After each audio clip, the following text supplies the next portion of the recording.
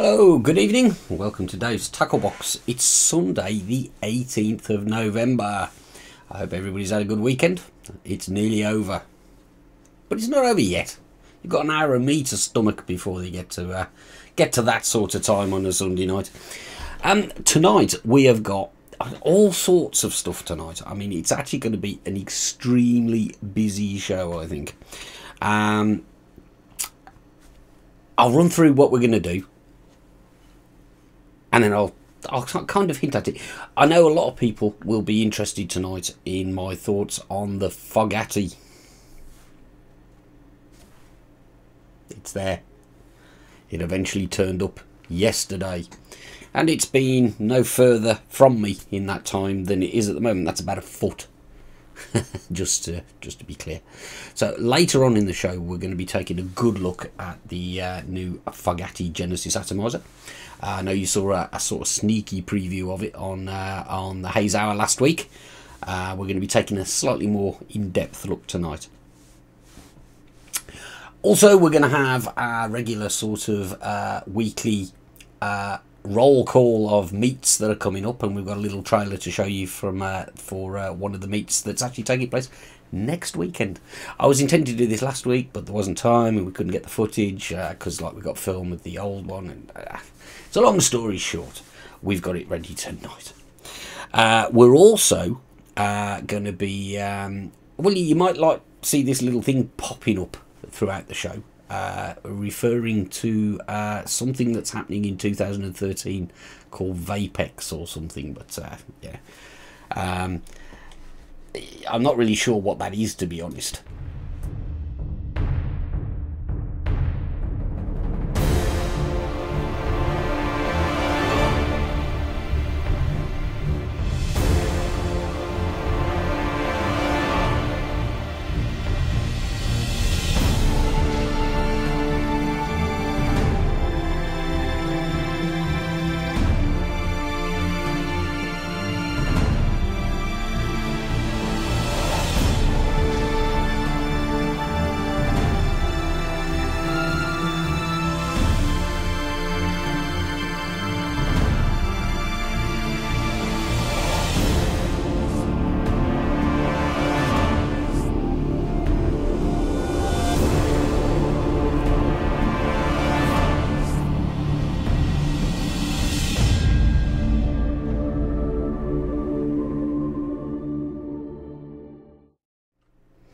Blimey, there it is again. No idea what that's all about.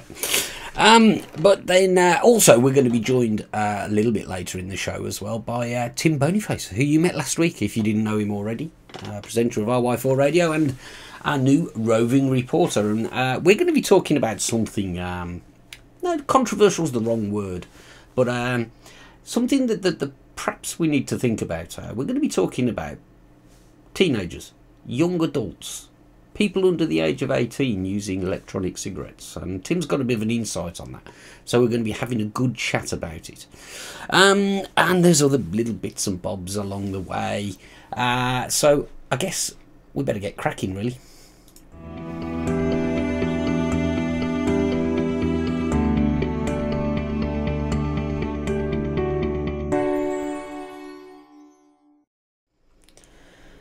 So let's start with our weekly roundup of vape meets that are happening around the UK.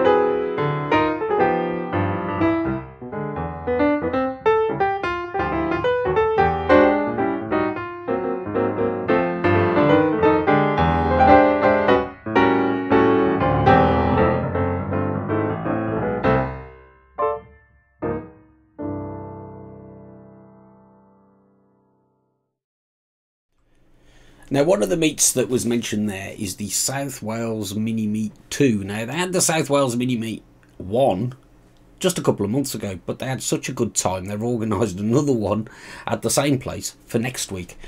So I knew that they'd took a little bit of film from the first one, so I offered to make them a little sort of trailer so they can embed it in forums and things like that, and spread the word. So let's show that now. Now's a good time.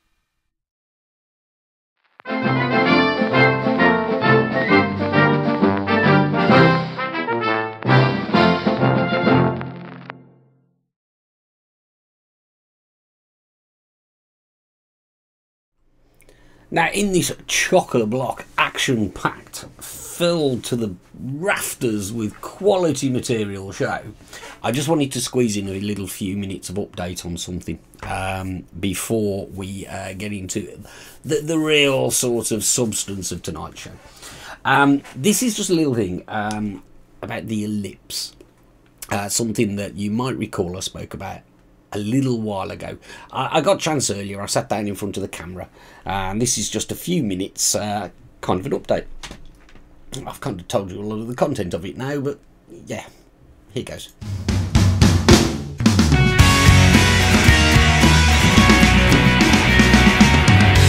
I wanted to do a quick update on the Foggatti ellipse. You may recall, if you watched VTTV a month and a bit ago, I did a review of this. My intention was to put that review on YouTube, but that didn't happen. To cut a long story short, whilst I was at Vape Fest Ireland a couple of months ago, I bumped into the guy who runs Foggatti Ireland, and he gave me this kit along with the PCC to review, so I filmed the review. However, whilst filming that review, I looked on the Foggatti Ireland website to get a price for it, so I could mention the retail price, and it was gone. So I contacted the guy, and he told me, no, it's been replaced. It's been replaced by the Ellipse C. Now, the Ellipse C is something I will do a review on in due course, but for now I just wanted to do a quick update. It's essentially the same thing as the Ellipse, but it has a replaceable atomiser coil, exactly like, in fact, the e-cig tank system. So instead of having to replace the whole atomiser, because they were quite expensive, I think they were about €18 a piece for the old style ellipse, you can now just, at a lower cost, replace just the coil. And I'm going to be doing that very shortly. So I just wanted to let you know where I'm at with these. I'm still using them. I'm using the C version more than the basic ellipse at the moment. Now, you might recall, if you watched that video also, that the reason I was finding this works for me was I was using 45mg juice in it. If I was using my regular strength juice, which is normally 24 or 25mg, depending on which brand I'm using, that just simply wouldn't hack it for me. Even with the PCC, it would be too fiddly. The battery would be flattened fairly quickly, and the atomizers wouldn't last anywhere near long enough to make them viable. For the simple reason that when I'm vaping 24 and 25mg juice, I use it more. It's that simple.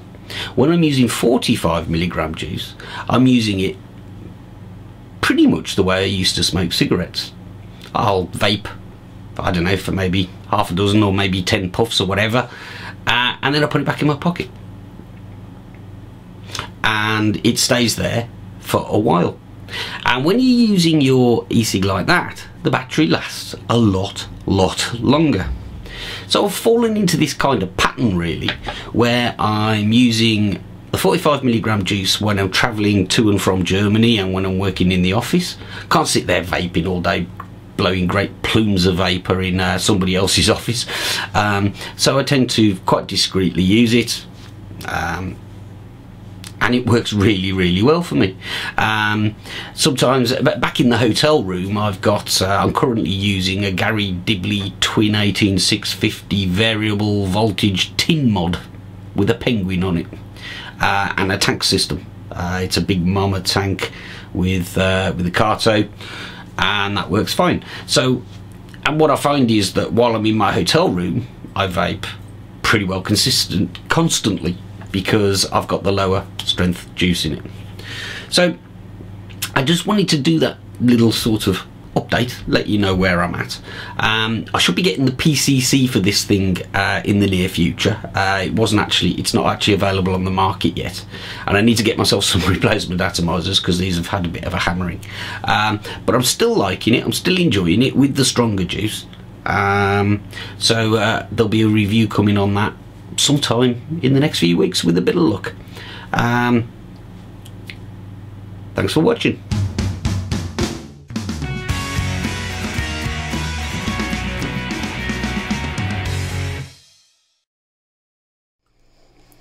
Right, we're a bit early taking the first break, but I've got to fit everything in tonight because there's a lot of fitting in to be done still to come. Straight after the break will be Tim Boniface, and we're going to be talking about sort of youthful vapours, which probably should have come up with a catchy title for it, but we didn't. And then after that we're going to be looking at the Foggatti, but I'll see you in a couple of minutes.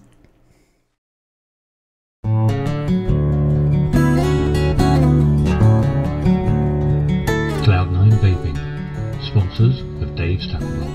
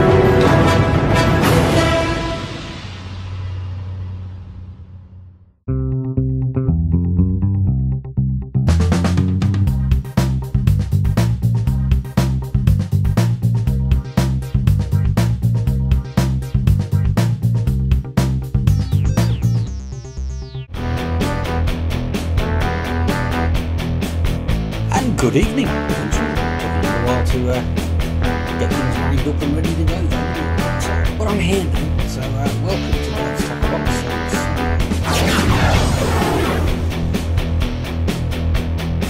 So there we go, I'm back in the room and not long to go now. So yeah, I was talking to my son, and he's watched me make things before.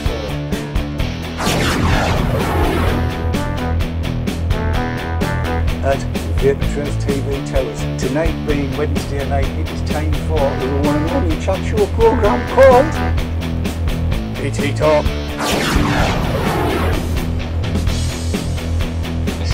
It is the Haze Hour. Again, Keith was just saying if it wasn't for the titles, he wouldn't come and do the show. He loves them so much, doesn't he? Alright.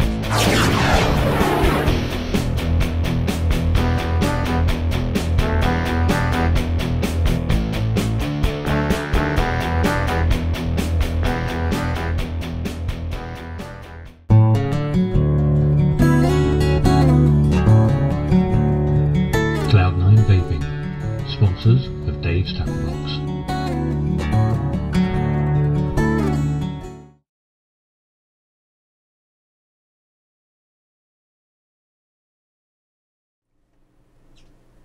And we're back. Welcome back, everybody. And I'm joined once again by Tim. Hiya, Tim. How's things, mate?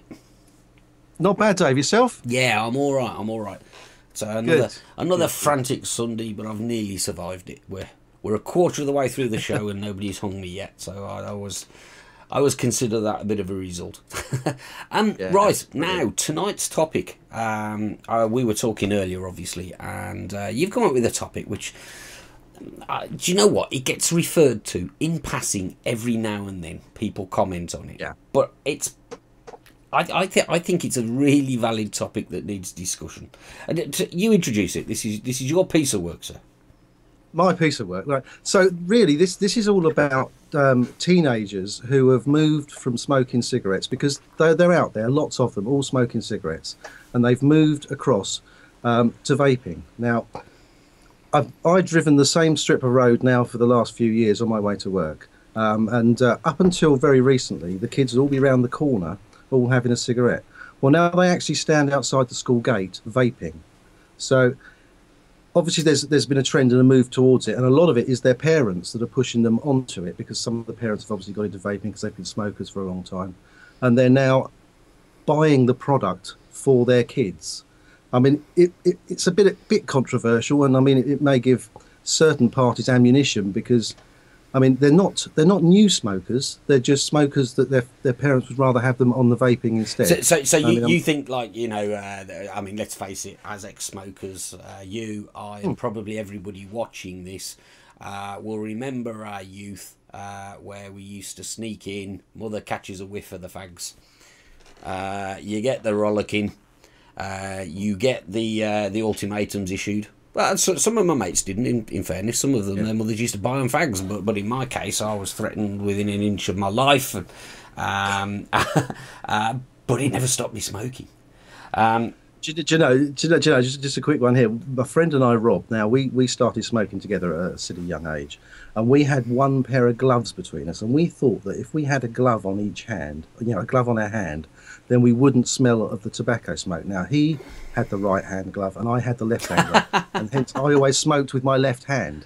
And that was our way of getting around it, and we just thought we got away with it. Did it work? No, it didn't. No, right. Yeah, I mean that's a subject for a show in its own right, isn't it? How did you used to hide the smoking from your parents? I mean, neither of my parents smoked, so they were really in despair. They really couldn't quite understand why I was smoking at all, I don't think. Even to this day, you know, they're still horrified by it. But you think slight change of tack. I mean, if one of these kids walked into your shop, you know, I mean, what kind of reaction are they going to get if they try and buy some nicotine liquid or an e-cig? We won't sell any e-cig related paraphernalia to anybody under the age of 18. I mean, it's a pretty standard thing throughout the industry, although I don't think the actual general law of the land says that. But as an industry, we will not sell anything. I mean, if they look under 20, I will ask them for ID. I mean, they can't even come in and buy a atomiser or a lanyard. I mean, it's as simple as that. If they're not over 18, they can't buy anything from the shop. Now, on the flip side of it all, their parents come in and their parents are buying it for them, or their uncle or their big brother, perhaps. We can't, you know, as a shop, sell to anybody who appears to be under 18 and who comes in the shop with the person. So it's not like they come in the shop and they go, well, I want one of those, and put them on the counter and get their big brother to pay for them. The big brother has to come in physically on his own and do it with his ID, or, you know, if it's the parent, obviously we don't ask them for ID. Yeah. So the product is coming from us, I'm sure. And also the internet. I mean, it's an awful lot of tornadoes wandering around with school kids, but they're not smoking. This is the thing. Yeah, no, and yeah, I'll be honest. This issue divides me. But just before we get to that, it sounds as though in your shop you're operating pretty much the same model as all the shops used to when we were kids. You know, getting somebody in to go in and buy you a 6-pack of beer or a packet of fags or whatever when you were underage and what have you. But I think you just said, and I think this is right. All the age laws that we've got in place relate to smoking, don't they? They relate to tobacco. They do. Not to so this seems to be some kind of voluntary code that all of the e-cig sellers have signed up to. I see it everywhere. I mean, is that really just to try and present a responsible image to the authorities, or what drives that, do you think? It's being responsible, full stop. Because I mean, if you can't buy a tobacco related product under the age of 18, then you shouldn't be able to buy a replacement for the tobacco. Under the age of 18. So it really is just a responsibility thing throughout the industry. We've got those little round stickers on the wall in the shop with an 18 and a cross through them with under 18. and they're printed on most juice bottles, and they're on all websites. I know. I recognise that. It's something I have pondered in the past, you know, why people do this, and I rather suspect it's because the existing vendors do it. Any new vendors that come along kind of adopt that. It's an interesting point. Now, to get back to the topic, sorry, I steered that away. That was my bad. That's all right. to get back to the topic, you're saying that basically where you used to see the kids hiding around the corner outside the school having a crafty fag, they're being a little bit more blatant now, are they? They're being totally open with it outside the school gates. I've got a man on the inside at the local secondary school, which is my nephew. And they actually are openly using them in the playgrounds as well, at break time. It's not a case of where's the nearest tennis court, bike shed or railway line we can hide on. Right. They're just doing it in the playground blatantly. And wow. The teachers are just really sort of saying, well, it's not really legal. I suppose they haven't left the premises. They haven't gone to hide around the bike shed. They're not playing with matches. So it's got to be better. I mean, they're not actually getting away with it in lessons. I will mention that as well, because one or two of them have been told off and had it confiscated to the end of the day. A bit like I did with my conkers and marbles, and catapults and crossbows, in my case. But I think probably, I don't know whether you'd agree, but there probably is, the teachers don't know what the hell they're supposed to do, because they won't have any policy on this as yet in the schools, will they? They might have in individual schools, but I bet they don't at the local education authority yet. No. I mean, there's going to be a time when they turn around. It's like with mobile phones when they first came out. Everybody sort of started turning up at school with a mobile phone, and texted in class or whatever they do. And that now has to be off or in your pocket during school hours. I'm sure there's going to be a policy at some stage that says, right, your e-cig's fine, but we don't want to see it in the school playground. We don't want to see it in class. If you're going to use it, you're going to use it. But I mean, it builds perhaps another story. And could this be something that becomes like almost a blingy status symbol for the school kids? I don't know. Well, you can see it, can't you? You can see it. Oh, look at him, he's got a Pravari. Yeah. My nephew's actually got an ego with the Stardust, so he's not quite Pravari yet. Well, just to touch on the actual ethics of that, there was a commenting chat went past there. I think it was while you were mentioning the not selling to under 18s. And it was a commenting chat from Jeff, who's saying that he disagrees with that attitude. It's like refusing to serve a 15-year-old with condoms. It's so wrong. I confess I'm divided on this issue. But I think it's mostly, I'm sorry to say, for selfish reasons. I feel pretty sure that if one of my kids was smoking and they developed the habit, and I wasn't going to get through to them by saying, please don't, or docking pocket money or whatever, I would, like I have myself, I'd feel better about them using something that's so obviously less harmful.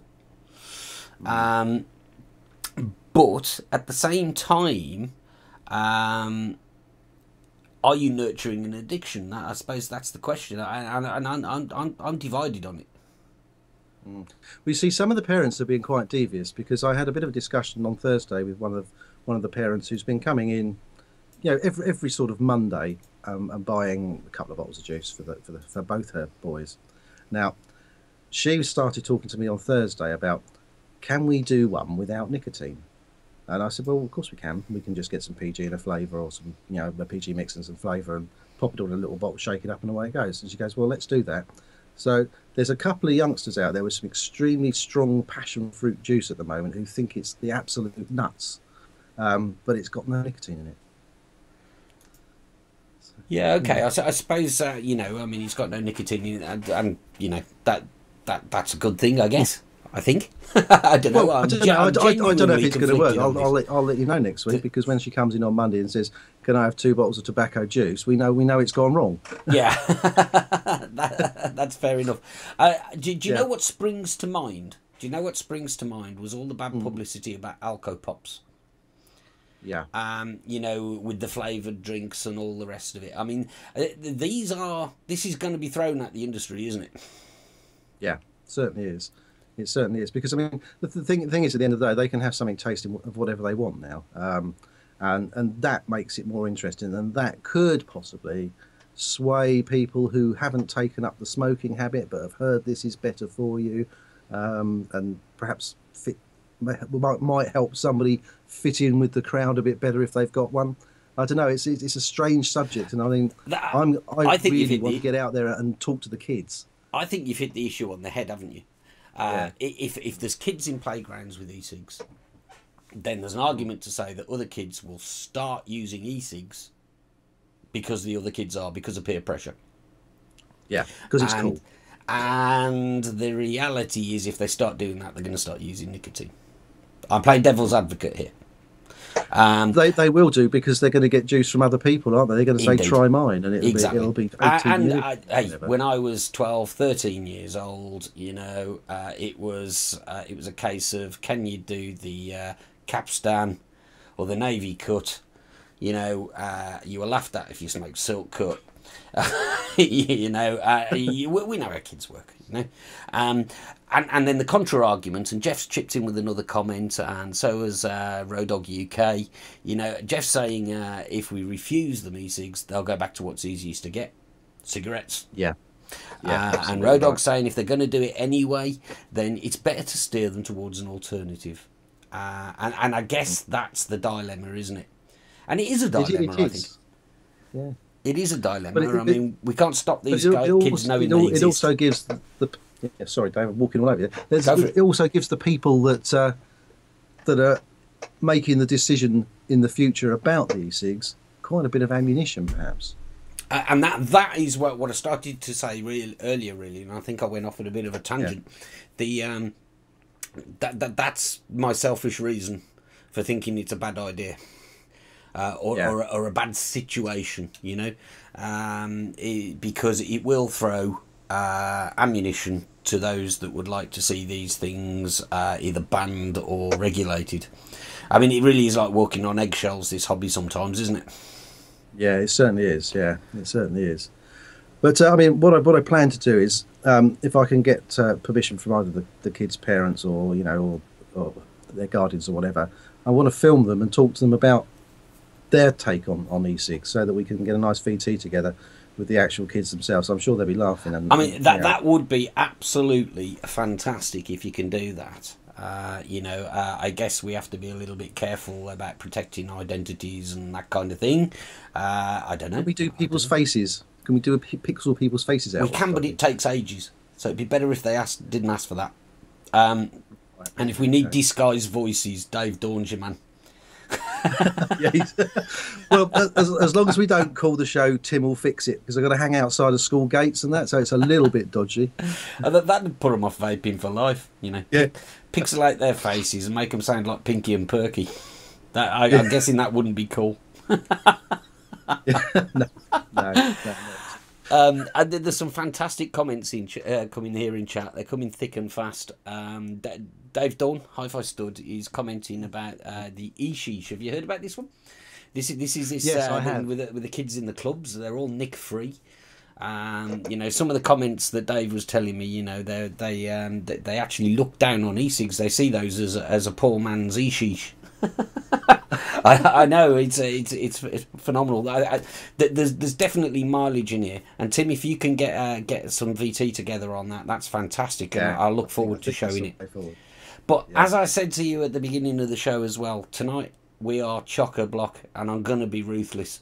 Tim, thank you very much for joining us. I knew we wouldn't do that justice in the time that we got. Maybe we can revisit it when you got your footage together. I'm looking forward to it already. Ladies and gentlemen of the audience, we'll be back in a couple of minutes.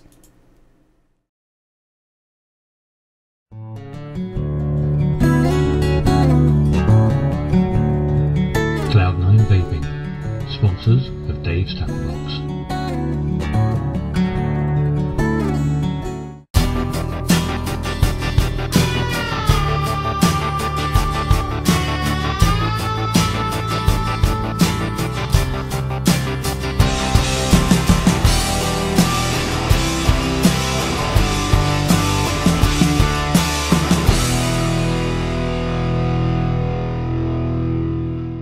The GG, because you want one.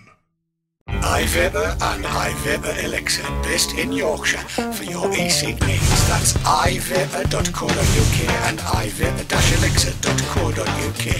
iVapour and iVapour-elixir.co.uk, proud sponsors of VapourTrails.tv.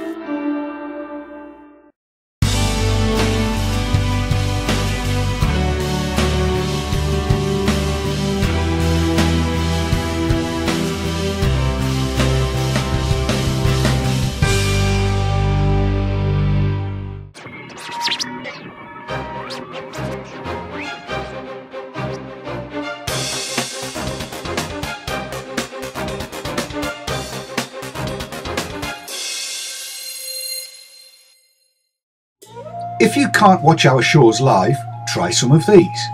Go to YouTube at youtube.com/user/VapourTrailsTV and you can subscribe there. All of our shows are uploaded as soon as possible after they've gone out live. Enjoy watching it on YouTube, lots of people do. Alternatively, go to Google and type in podcast VapourTrails.tv and iTunes. Click on the link and that will take you to a page that shows you the Vapor Trails TV podcast. View it in iTunes, and when you get to iTunes, don't forget to click on subscribe free, and each of the shows will be downloaded to your hard drive as soon as they come out. Or you can use video on demand. Go to www.vaportrails.tv, click on vPlayer, pick the show you want to watch, in this case it's the Haze Hour, and then you can pick the episode that you want to watch from every one that we've ever done. They're all there. Under normal circumstances, you'll watch it at 360p, which means everybody can see it. It'll go full screen. You can do whatever you want with it. So there you go, 3 ways that you can watch VaporTrails.tv. Subscribe and enjoy. Thanks.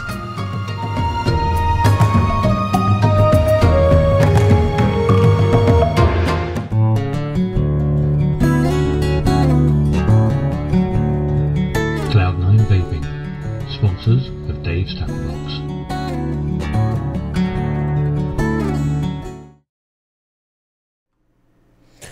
Wow, I told you it was going to be fast, this show. What a subject that was. We could have talked for hours on that. And all of the comments in chat, I kept up with as many as I could, but I think what we're going to do is we're going to devote a good section of time in a future show to discuss this. Let's let Tim do his roving report a bit and get out there with his camera and see what he can pick up. And I think this is a really interesting topic, and another one that we need to address before it bites us on the bum. Right, but on to a slightly bigger VT now. So I hope you got your cuppers during the break and you're sitting comfortably. I need to say a huge thank you to Foggy for sending along his creation, his wondrous work of art, the Foggatti atomiser. It arrived with me yesterday morning, and I spent so much time sort of nurturing it and cuddling it. I feel like I've had it for ages. Where is the VT? Here it is. This is my first impressions of the Foggatti Genesis atomiser.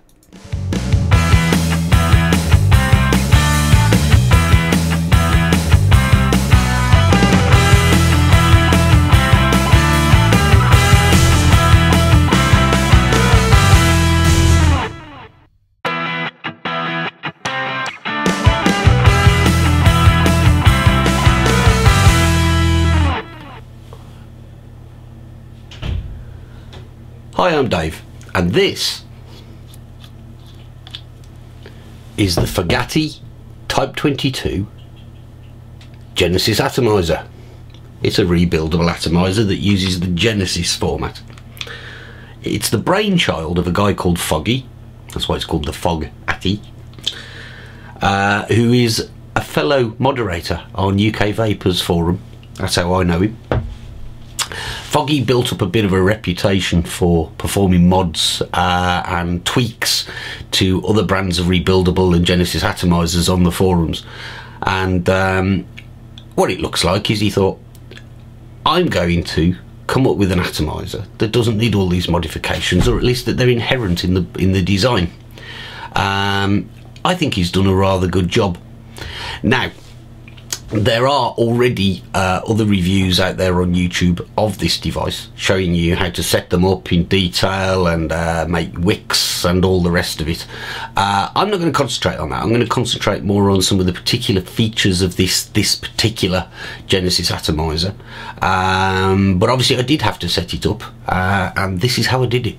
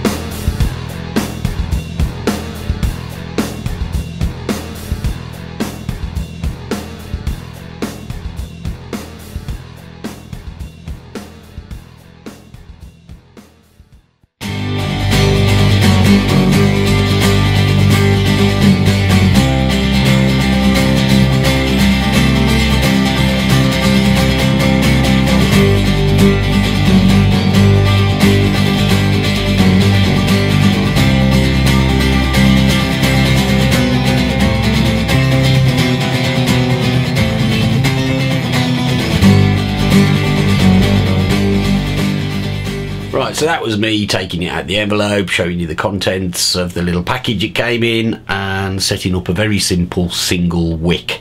However, it can do so much more than that. In fact, one of the reasons that I was drawn to the Foggatti is the number of customizable functions that are built into the design. So I figured what we'll do is have a close-up look now at some of the finer points, some of the things that I think that sets this aside from some of its competitors. Now, the Foggatti isn't supplied with a drip tip, but it will take any regularly sized 510 drip tip, and you can see here that it's a good solid fit. This is a Super T drip tip. I can actually suspend the weight of the atomiser and a silver bullet with battery quite comfortably by the drip tip with no issues. It's a feature of the atomiser throughout the fine tolerances it's been machined to. Everything fits just right. So we'll remove the drip tip. Now, the first thing that I'm going to look at is the chamber top section of the atomiser. There's no screw thread, and that basically enables you to turn the air hole here at will. There's no sanding down of tanks or anything to make sure that when the top is threaded down, in order that it doesn't leak, that the air hole's in the right place to give you the vapour production that you want. There are two O-rings in the top here which hold the cap perfectly well. You saw there I was suspending the whole thing by the drip tip. It really does hold up very well. Now, you may be able to see that there's an air hole here and the main body of the atomiser in the top cap, or the diaphragm I think Foggy was referring to it as, and there's an air hole in the chamber itself. Make sure you line those two holes up roughly when you put the top on, and the simple reason for that is instead of just being a simply milled cap, you can see that the chamber there is reduced, and the reason for that is to give you optimum vapour production and flavour. That's the logic behind it, that's the theory. So when you're putting the top cap on, line up the holes. If the two holes are perfectly aligned, then you're going to get the maximum airflow through there. But by turning the top cap slightly, you can see, hopefully, that the air hole can be increased or decreased in size. So that's fully open, that's fully closed. I'm finding that about halfway through gives me the perfect draw, but because there's no thread on the top cap, that's easy to do. So I think that's a nice innovation. And just removing the top cap again, you can see my very sort of simple, standard, if you like, a Genesis single wick setup. You've got your centre post here for your positive end of your coil, your wire, and I'm using the 0.2 Camphel that came in the package. The negative screw, the negative terminal, as you can see, is a little bit sort of deep, and because of this thick wall on the diaphragm here, it's a bit fiddly to get the end of the wire under there, but you know, it's one of those things with a little bit of practice that'll become a lot easier, I think. There's a second negative terminal here, and you can see there's a little screw here,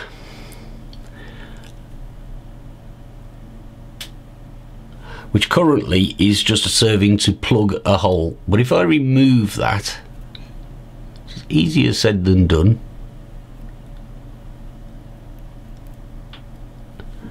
You can put a second wick in there, and there's as I say, there's a second negative terminal, so you could have a dual wick setup, or indeed you could have a U wick setup if that's what you prefer. I've kept it simple. Now, both the negative terminal screws and the centre post, the positive terminal, can be adjusted using this 2mm Allen key that's provided in the package. Also in the package is a little bag of spares. So let's have a look. You get a spare screw for the centre post positive terminal. You get a spare plug for your wick hole and a spare negative terminal screw and spare O-rings, and I want to mention these O-rings here. As I mentioned, the top cap is actually held on by these 2 O-rings around the top of the diaphragm. They are a little bit tight at first. At the moment there's a bit of juice on there because I've been using it, and that makes everything slide on and off a bit easier. But it can be a little bit tight if those O-rings are dry. So I don't have a problem with it. I like it. In fact, I like that nice sort of solid feeling that you get. I can adjust the airflow by turning the top cap with no issues.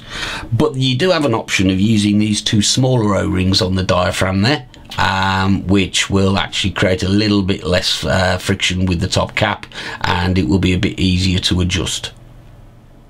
Now there's one last feature that I want to mention, and I'm just going to insert a bit of footage from earlier here that shows you the centre post, which you can see in the assembled atomiser runs from the positive terminal here to your battery connector here. The centre post has a 510 thread at both ends. That basically makes it reversible, so you can put your positive screw or your battery connector brass screw in either end. It's not identical at both ends though. One end is slightly shallower than the other. That means if you've got a mod with a particularly deep or shallow thread, you should be able to find a way around that works for you.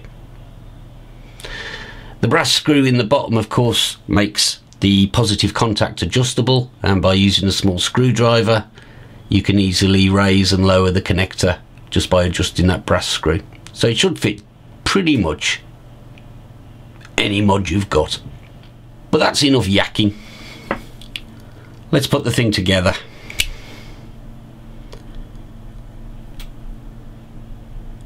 And talk about the performance.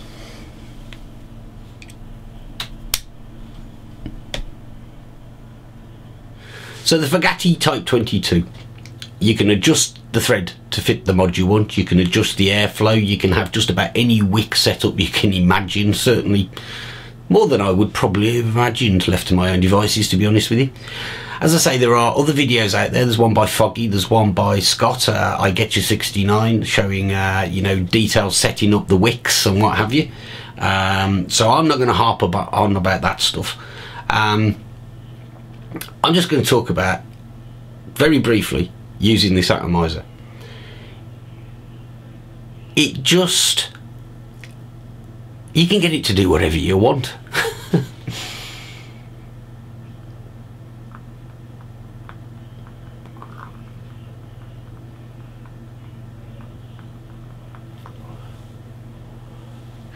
The initial model has been shipped with this standard base, which is just for any 510 mod. I should have mentioned that the Type 22 refers to the fact that the atomiser is 22mm in diameter, which is supposedly a standard size for an 18650 mod. I don't have any standard 18650 mods, it turns out. I can put it on my Silver Bullet, I can put it on my Pravari, I can put it on any 510 fitting I want, but it doesn't necessarily look sleek, I think, the way the designer intended. But we're promised that a selection of add-ons will be available soon, so you'll be able to buy bases suited to your specific type of mod. I've heard talk of the Pravari and the GGTS. There might have been others too, so keep your eye on vaporizers.co.uk to see what options become available in the near future. There's also going to be a complete bottom section with a switch and battery housing to turn it into a hybrid. which I'm liking the sound of, because if the rest of the mod turns out to be the same sort of spec and quality as this, I'm going to be in for one. I'd say there's very little doubt in that at all. The main appeal of this for me is the fact that you can do what I did there and build very simple single wick setup, and it wasn't, you know, with the exception of getting the wire under that negative terminal screw, which was a slight challenge. I certainly needed my glasses to do it. It just set up as easily as any of the other Genesis atomizers I've got. It was easy. You can go at that level, or you can get as advanced as you want with your wick configurations and coil configurations. So U wicks, dual wicks, whatever you want to do. And I've no doubt that other videos will appear on the internet fairly quickly showing you how to do that kind of thing. My summary of it is that it's exactly what I expected it to be, and I had quite a high expectation. I think Foggy's done a cracking job. And if the add-ons follow with the same quality and ease of use as the atomizer itself, then I think he's going to do very well. So very well done, Foggy. Excellent. And thank you for sending this along so I can show it to the VTTV viewers. It's much appreciated. But for now, that's all from me. Enjoy your vaping, and thanks for watching.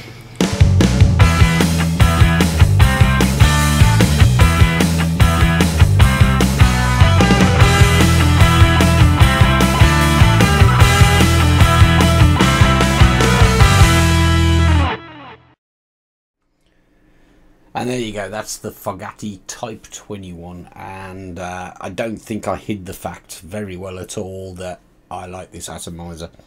And I'm already waiting for the add-ons. It's just a great Genesis atomizer. I've got a few Genesis atomizers now and hybrids, and this one raises the bar, is my personal opinion. Good luck getting one. They sold out in about a minute flat or something daft when they came out, but they are actually being produced to a sensible schedule, and you'll be able to get one at vapisvaporizers.co.uk before long, I would say. So and well done, Foggy, and thanks, Foggy. Right, now then, we're approaching the end of the show, but before I go, I've got one more thing that I want to get in. It's a little bit of shout out, really. A little bit of a shout out to Gary Dibley. We all know what a great guy Gary Dibley is. The stuff that he does for the community. He's also a big supporter of children in need. If you've watched Tin Your Tip, and if you haven't, why? Monday nights at 9 o'clock, Gary Dibley. Tin Your Tip. If you want to know about making mods, where else do you need to go? He's been running an auction. Watch this, and then get yourself along to forum.vaportrails.tv. In the Tin Your Tip forum, you'll find an auction running. Watch this, it'll all become clear. I had a tool, I kept him in my shed. He come out once a week. Well, he was a star of Tin Your Tip, but now he's getting sold for children in need. Love him, love him true.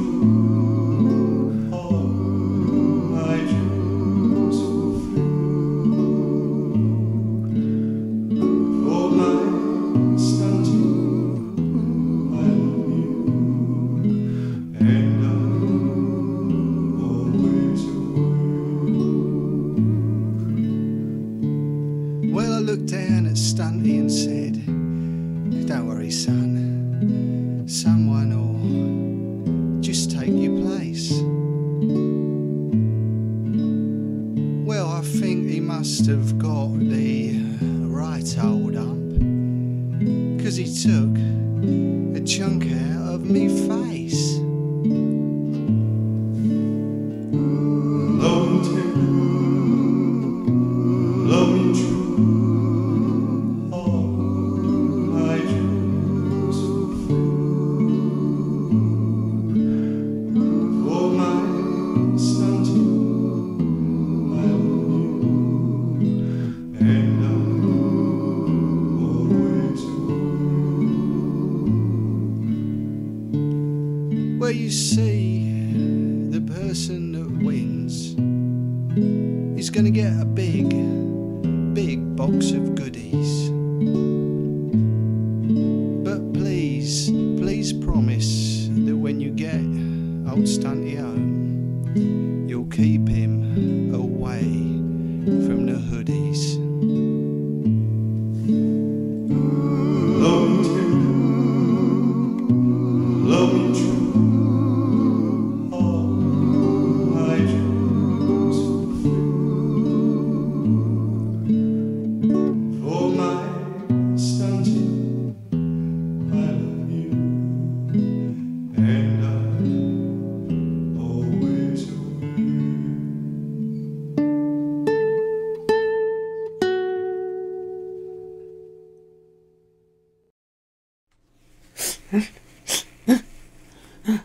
Get yourself to forum.vaportrails.tv and bid for Stunty.